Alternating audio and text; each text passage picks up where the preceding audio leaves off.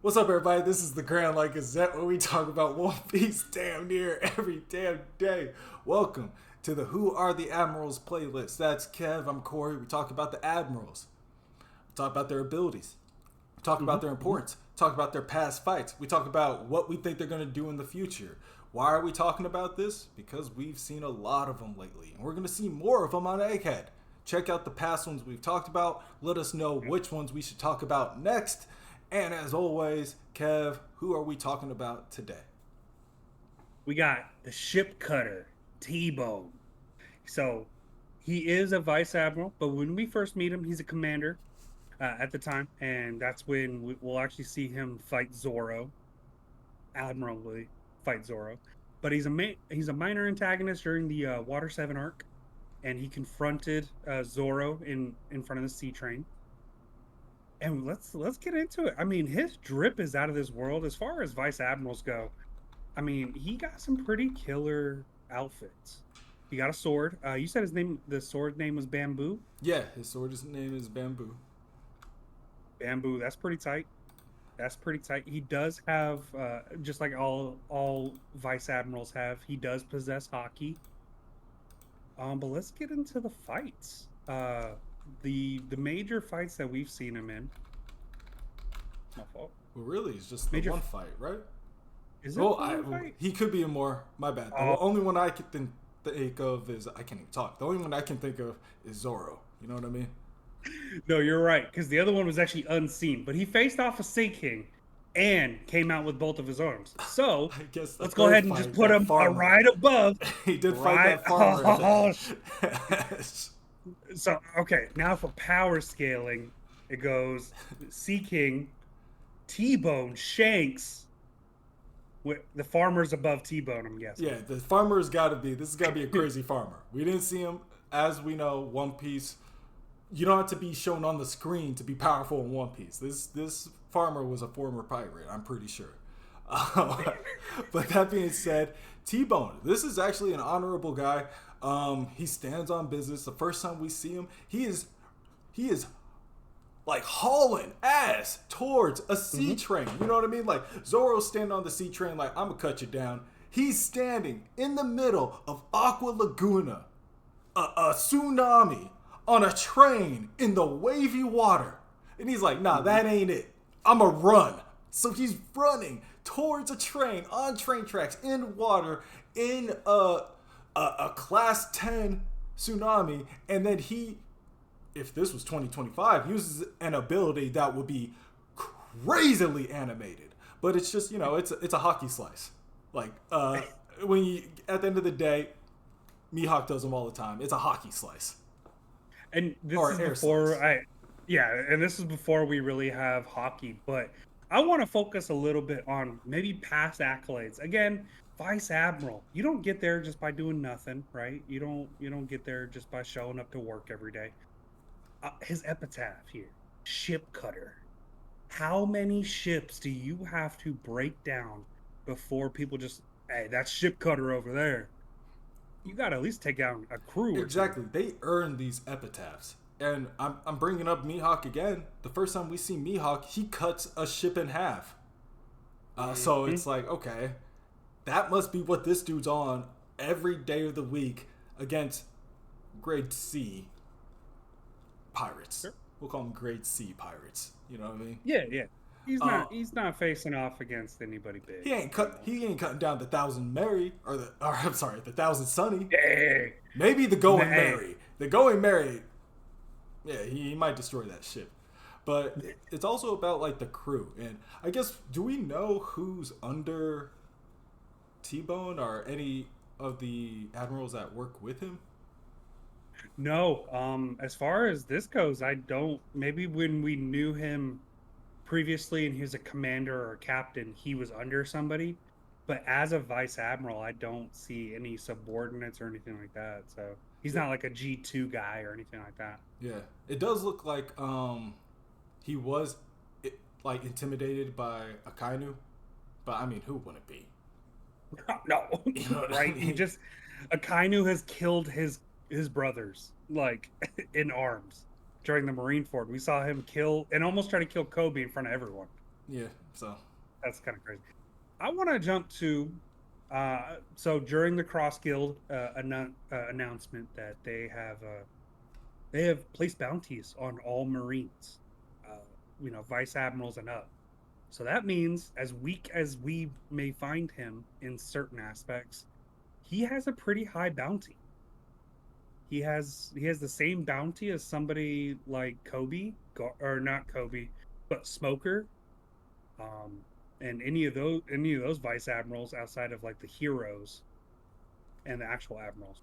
So he became a pretty easy target for just a little old farmer during the Egghead arc in Pepe Kingdom.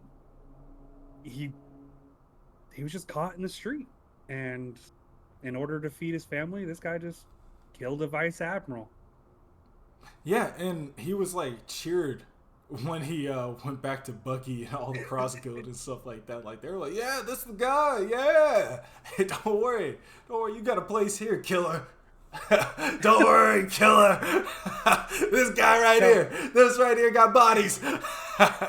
Which this is a dangerous place. Like if you think of like islands or just like worlds that we have like mass hunger, Pepe Kingdom is apparently noted for poverty and destitution, where they lose 1,000 people each year to hunger. Yeah, So you're gonna get desperate ass people who are trying to, doesn't have to be an accomplished, but attempt to get these bounties. So Akainu needs to watch his back. Like he could get got by just anybody walking on the street. The beauty of Buggy's plan here is it turns the world into assassins because you just have a public target on your head, yeah, which is great. yeah. And so we saw the first domino fall here in with T-Bone. So I But think that was pretty big. it's exact inverse of pirates, where it's like pirates are Right. kill on sight because you have to assume pirates are bad. But now these people are just assuming Marines are bad, or they've known Marines are bad.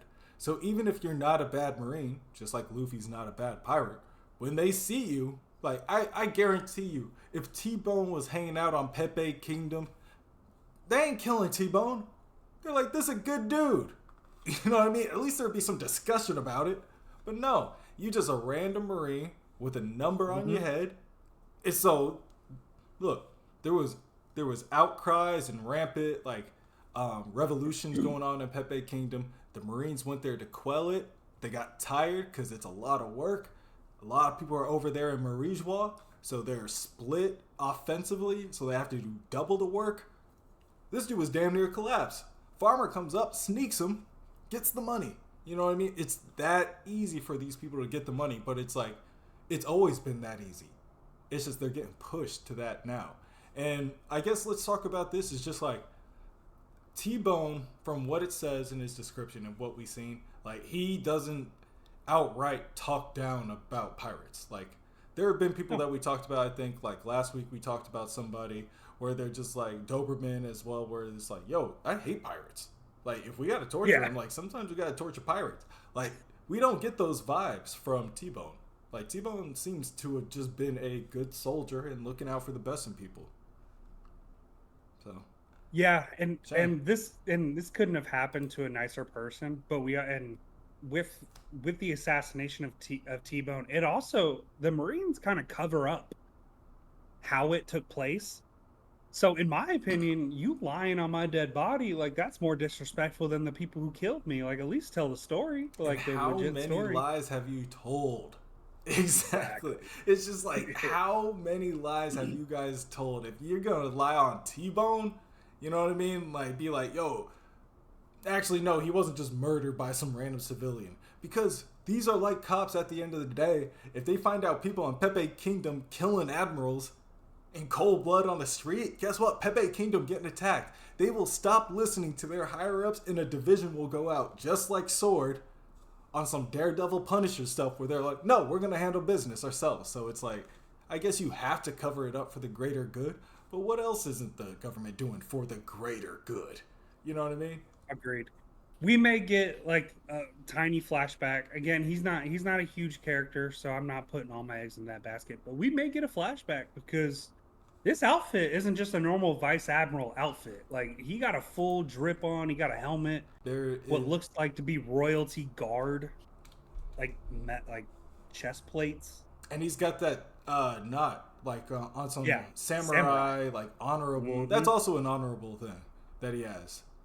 Which I mean, a different knot we've seen here recently. So I don't know if that's ever as far as with area knots.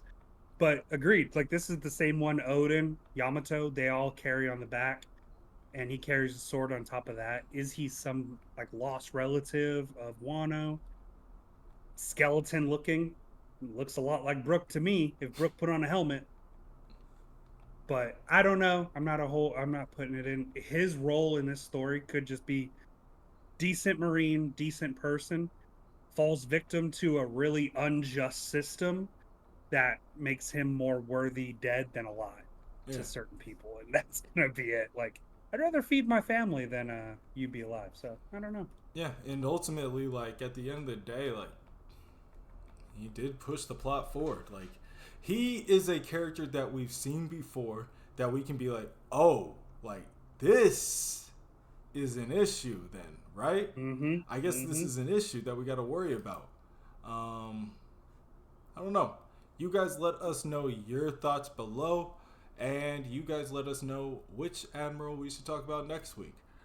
He doesn't have any devil fruit. He doesn't have any specific abilities other than looking like he's a good swordsman, comparable to a pre-time skip Zoro or something. Probably a little bit stronger than that, but he did get bested by Zoro. That was Zoro's ultimate attack. Yeah. Like that At the was, time, it was. yeah. Yeah. He did a sword slash. Zoro was like, no, I'm gonna use my 3-headed demon attack, my ox demon, whatever it was. But Yeah. yeah, Yeah. Don't and T-Bone, great guy. Tried to do 100 good deeds a day. that So I was want you guys. T-Bone. That was So T-Bone. I'm so mad that we didn't bring that up. No, I mean it's he's a great guy. Look, the Marines are filled with decent people. That's not the problem. The problem is the systematic issue of everything. So, but we'll be back with the next Vice Admiral. I want you guys to tell us down in the chat who you guys want us to cover. We got plenty to choose from. We're about to dive into 1149 this week, aren't we? I think Chapter so. So 1149. we definitely we're getting high up there. We're in the Mm-hmm. battle. If you guys need new people to talk to about the chapter reviews, the episode reviews, obviously we do that here at the Grand Line Gazette. Check those past playlists. We just organize them for you. Yeah. Cool. If you guys need anything, let us know. Peace.